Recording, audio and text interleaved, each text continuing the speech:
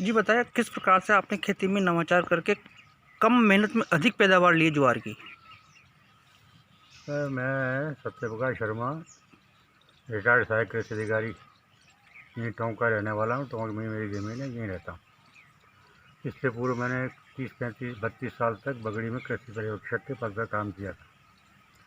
वहाँ लोगों को बताने के साथ साथ खुद भी सीखा। लोगों को उसे ज़मीन सुधार के तरीके बताते थे, नई अच्छी किस्म की कोई वैरायटी आती तो उसको बताते थे। उसके बाद जब रिटायरमेंट हुआ तो खेती मेरे पास यहाँ थी, करने धरने वाला कोई पहले था नहीं, उल्टी सीधी की जैसी हो जाती थी कर लेते थे। 2-4 खेत मेरे ऐसे बिगड़ गए थे, गंदा नाला बहता है पास में, बरसात में उसमें से पानी भर जाता था खेतों में टूट के, उससे ज़मीन ऊसर हो गई। ऊसर होने के बाद पुराने तजुर्बे के आधार पर हमने पहले उसमें ढैंचा बोया 2 साल तक, 2.5-3 फुट का होने के बाद उसको पलट दिया खेत में। फिर अपने घर पर गाय भैंसें होती हैं, उनके गोबर वोबर खाद डाला, उससे ज़मीनों को सुधार हुआ। रिटायरमेंट के बाद फिर 2 साल से 3 साल से मैं जो है खुद ही इसमें खेती करता हूँ। और खेती करने के बाद जो भी नई वैरायटी ज्वार की या बाजरे की, गेहूँ की, जो भी है, अपनी नई वैरायटी ला के उसकी उपज जितनी ज़्यादा हो सकती लेता हूँ।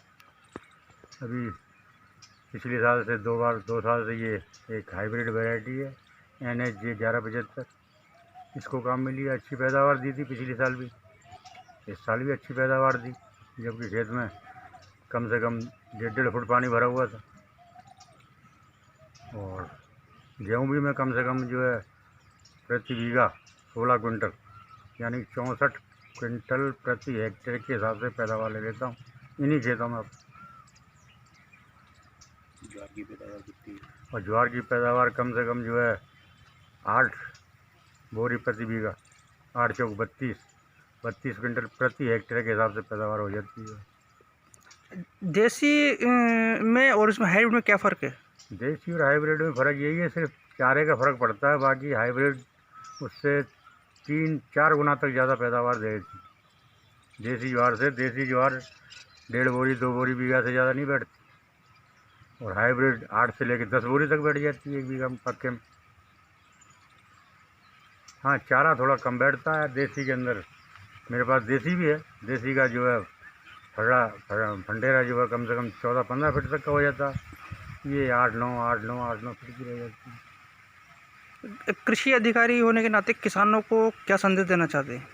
अब किसानों को संदेश ज़िंदगी भरी दिया है, 33-35-36 साल तक नौकरी की है, उसमें संदेश ही संदेश दिए। अब अगर इसको आगे से अपनाएंगे वो भी फ़ायदा उठाएंगे।